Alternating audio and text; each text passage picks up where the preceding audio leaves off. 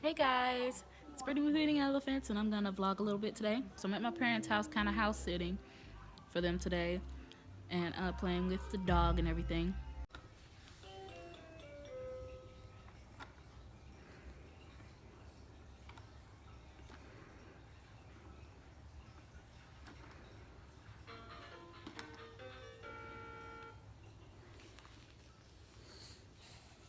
Hey Rick, where you going?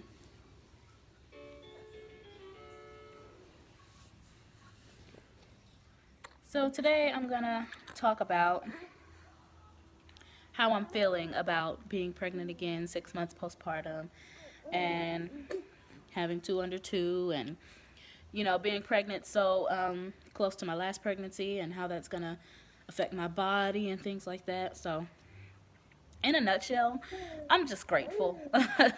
Grateful is the word for how I'm feeling. So grateful that I am fertile, because I didn't know if I was for a long time. 2 years ago, I didn't know if I would ever have kids. I didn't know if I would have to adopt. I didn't know if I would have to go through IUI or IVF and all that. I didn't know. And then when I got pregnant with Ricky, I knew I could get pregnant, but I didn't know if he was like a one-off lucky thing or if I really am fertile. So it was always still in the back of my head that I might have trouble conceiving again after Ricky. So the Lord swiftly came in and dispelled those worries, and I'm pregnant again 6 months postpartum. I cannot complain, you guys. I can't complain. I don't want to complain. I am very happy. You know, I had a few concerns to begin with, but those have melted away. And breastfeeding was one of my concerns, breastfeeding Ricky, because a lot of pregnant women's milk dries up, but mine won't. And I'm speaking that into existence, that my milk will not dry up. I will always have enough milk for Ricky. Speaking it now, that's what's going to happen in the name of Jesus. And a little bit concerned about being pregnant back to back and how that's going to affect my body. And that concern has melted away as well, because women do this all the time. Our bodies have the ability to do that. Yes, it's optimal for us to go a year, 18 months between pregnancies.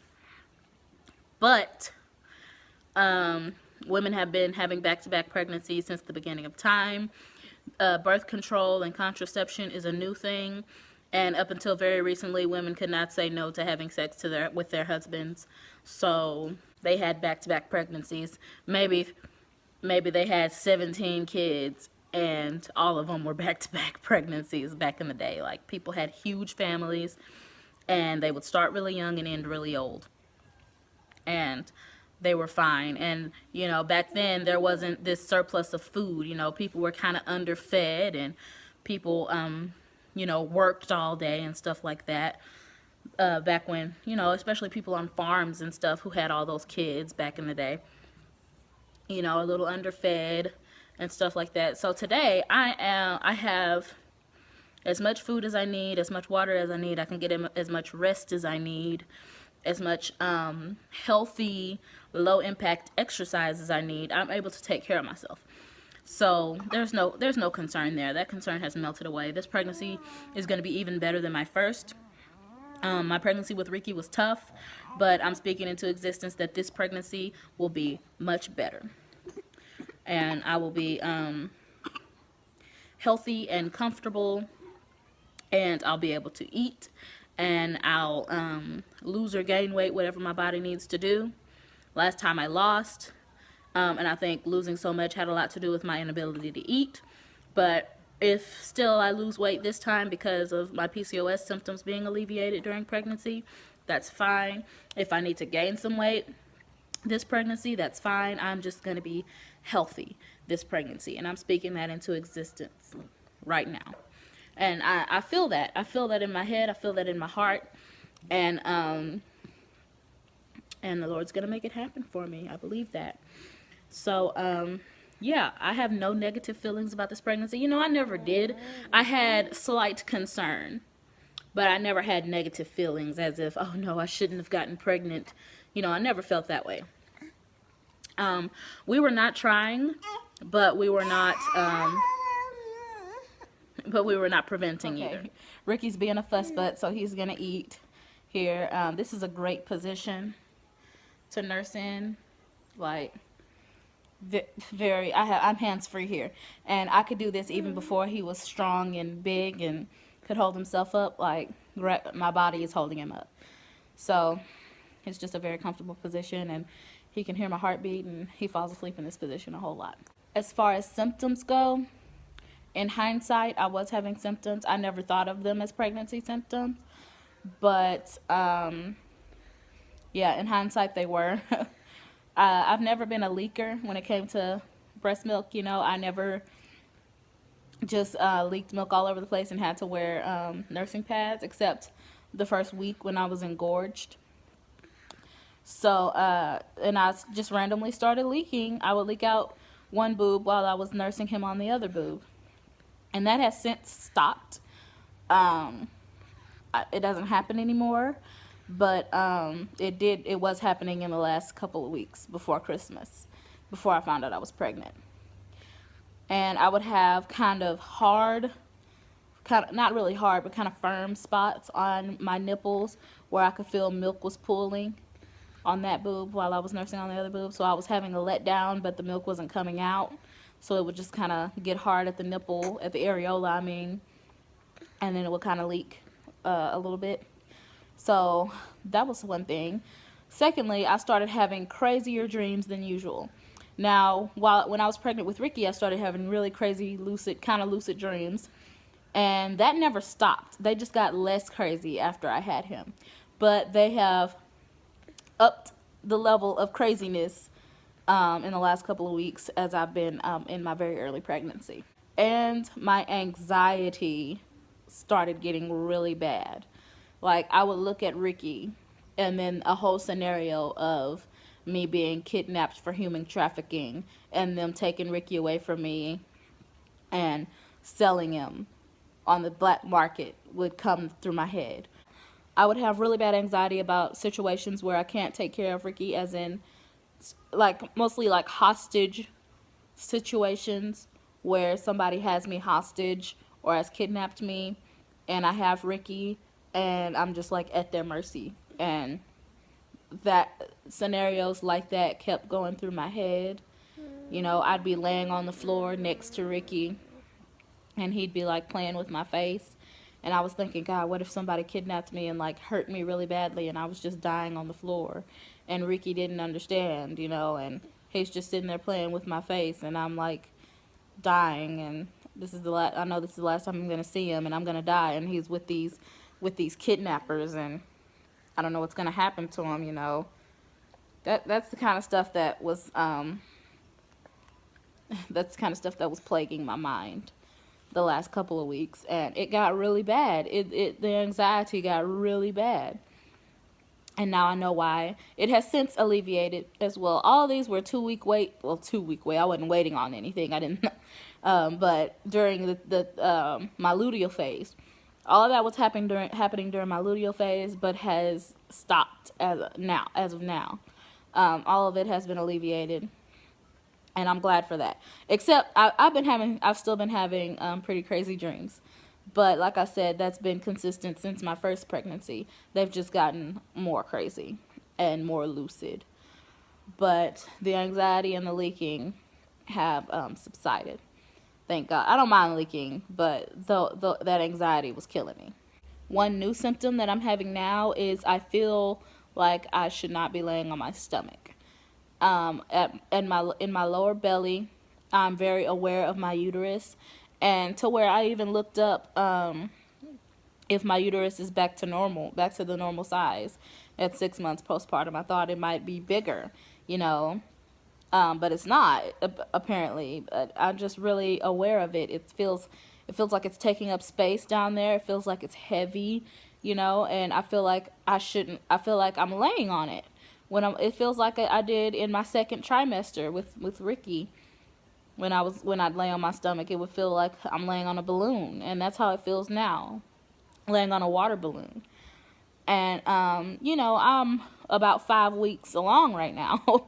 So, also, I'm going to do pregnancy updates, of course, but they're probably going to be really informal. I'm probably not going to do the background and the big fancy camera because I'll get tired of doing that and it'll just become too tedious.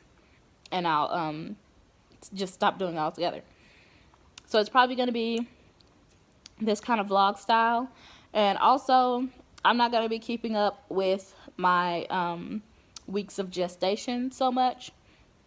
Like, I don't know, I'm about 5 weeks. I might be, I don't know where in the 5th week I am.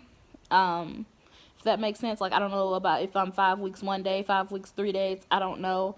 I just know roundabout where I am. I've deleted my pregnancy app, and I'm just not going to dwell on that because I dwelled on it so much in my first pregnancy that it caused anxiety, and it caused impatience, and it caused me to obsess. So I'm not going to do that this time. And, I'm going to talk to my midwife about that and just to make sure that we do make appointments at the right times and stuff like that. But I'm not going to be every single day looking at my pregnancy app. And also, another reason I'm not looking at that pregnancy app is because it's going to tell you, oh, you're this amount of months or weeks pregnant, so you might start feeling this and this and that kind of symptom. I don't want to read that because I will psych myself out. And the mind is a powerful thing, and I will think my way into having those bad symptoms, and I don't want to do that. I just want to feel things as they come naturally. I don't want to create anything in my head, because as y'all can see, I create stuff in my head and it affects me on the outside, and I have really bad stress reactions. I don't know if y'all remember that from my last pregnancy, anybody who was here. But I basically psyched myself out so much thinking, I thought I was having a miscarriage, and I basically psyched myself out so much about that I started cramping really badly, as if I was having a miscarriage. And then several hours later, I'm just sitting there like, okay, where's the blood? Like, I've been cramping for hours and hours. Where's the blood? Aren't I miscarrying? And then I realized, no, I'm not miscarrying. All this is happening because I'm manifesting it in my head. And I did breathing exercises and a little meditation, and it calmed down, and I stopped cramping. So my biggest battle in my other pregnancy was my mind, and I'm just not gonna let negative thoughts and stress and anxiety take the joy of this pregnancy away from me. So yeah, so that's gonna be some of the differences. I'm not gonna be keeping up week by week. I'm not gonna be like, oh, I'm 5 weeks however many days, I'm 13 weeks however many days, because I'm probably not going to know. Now, this might change. All of this might change. I might feel that way now, and then when I'm further along, I might feel differently. I don't know, but for now, that's where I'm at. One symptom that I left out was MidCycle Spotting. So I spotted somewhere during my luteal phase, and that I'm not going to be getting any ultrasounds until a 20-week. I'm going to get a 20-week anatomy scan, but no ultrasounds other than that. So we're not going to do a dating ultrasound. So the way my midwife figured out my due date was the day I spotted, the days that my husband and I had sex, and the days I got a positive pregnancy test, and how strong those positives were. So she used all of that, and all of it lined up perfectly to the way it should, a textbook cycle that you conceive, and she was able to find my due date. So and I'm not going to be sharing my due date here. September, that's what I'm going to tell people when they ask my due date, September, because I was so impatient last time. I wanted every single day of pregnancy was just another day under my belt, and I wanted to just keep going and going and going and get every day behind me, and I don't want to feel that way this time. Every day after my due date that I went 2 weeks after my due date, and every single day after, I got more and more and more impatient and discouraged, and I do not want that to happen. So September, this baby will come sometime in September. Probably towards the middle or end. So, yep, that's where I'm at right now. trying kind of trying to disconnect mentally. But okay, now I'm not trying to disconnect mentally. I'm trying to disconnect mentally from the more surface parts of this pregnancy that really don't matter, and trying to connect with the deeper feelings that I should be having, trying to connect actually to my baby, trying to connect with my body and trust my body. I think I'm doing what it's gonna take to get that done. And my midwife has told me that I need to eat a ton of calories because I am pregnant, I am nursing, and I have a really hard time eating enough. Even not pregnant, I have a hard time eating enough calories. And I'm trying really, really hard, but it is so difficult for me. So I have this morning I've eaten eggs, and I ate an eggs, bacon, and cheese bowl from a donut place that my dad got me because I'm over here house sitting, so he bought me breakfast. And I initially told him I didn't want anything from the donut place because, I didn't want a donut or kolache, all that bread and stuff. I wanted protein. So, and I didn't know they had those egg bowl things, but he got me one of those, and I was like, oh, that's perfect. So I ate that. I still have some left, and I'll eat that later. And I brought to my parents' house, I brought 2 stuffed bell peppers. Well, I cut them in half, so I guess it's 1 pepper, stuffed bell pepper I've stuffed with Italian turkey sausage and some other things. And I brought a acorn squash to roast up for me later on, and 2 bananas and some oatmeal. And I'm going to try to eat all of that today while I'm here at my parents' house today. And I'm probably going to be leaving here about 6 or 7. So I'm going to try to eat all that. And I brought a big old jug of water. I'm going to try to drink that. And I'm going to try to have some snacks with that too. Some of my parents and my sister's snacks they have in the pantry. So I am counting calories on an app. I would never count calories to cut calories because that is a miserable thing, and I would just never do it. But I will be counting calories to make sure I get enough, because having enough milk for my baby is very important to me. I do not want having another baby to impede on Ricky's childhood, on Ricky's natural born right to have his mother's milk. And I am pumping and freezing milk for if I ever do have supply problems. And I'll get a supplemental nursing system where they have a tube that goes around you and to your nipple, and the baby latches onto the tube and your nipple, so he gets milk from the tube and from your boobs, and it helps your boobs to keep creating milk, and also, but the baby's getting the nutrition they need from the pumped milk that I would have in the tube. But hopefully it won't come to that, and I'll just make enough milk for him. I am pumping just in case.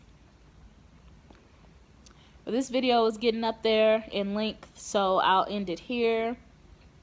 Thank you guys so much for watching. Thank you for supporting me. Thank you for just everything. Let me know any video recommendations you have down below.